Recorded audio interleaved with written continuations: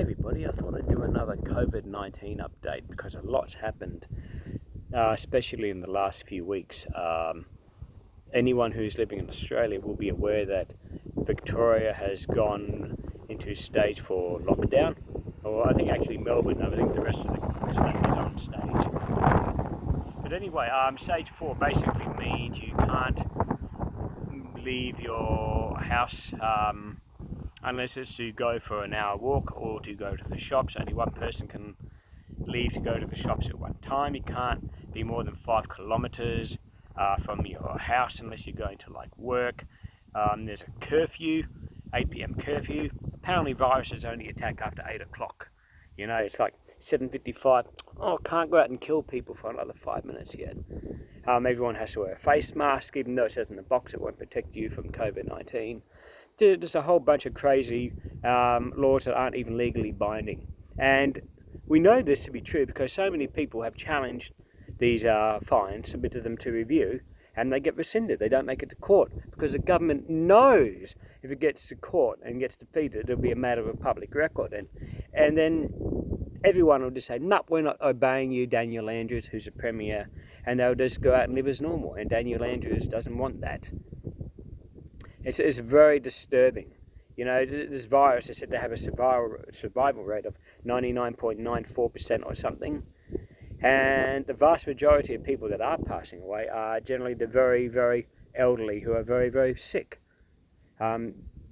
Most of them are in aged care facilities, which means they're on their last legs. You know, they can't care for themselves. It's sad when anybody dies, but when you're 80, 90, 100 years old, you kind of expect them. You know, you know you're not going to be around much longer when you're like, oh, I'm 99, I got 20 different chronic health conditions. I could live for another 30 years. No, you don't think like that. You know that the end is coming soon. You've lived a full life and lived a lot longer than a lot of other people.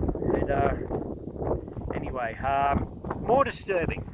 Scott Morrison wants everyone to get this experimental COVID-19 vaccine, and he's going to make it as mandatory as possible. Even though this is in direct violation of our own constitution, things like the Nuremberg Code, I think the Geneva Convention, and the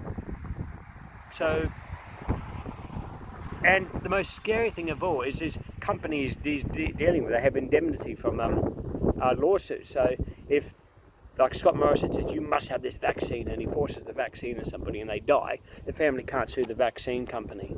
Maybe they can sue Scott Morrison, I don't know. But and the media are in bed with Scott Morrison saying that, well, 70% of the people said they'd take the vaccine, which is no. The actual surveys have actually said 70% of the people won't. So the media have flipped it like 180 degrees, you know, and saying the exact opposite of what the survey said.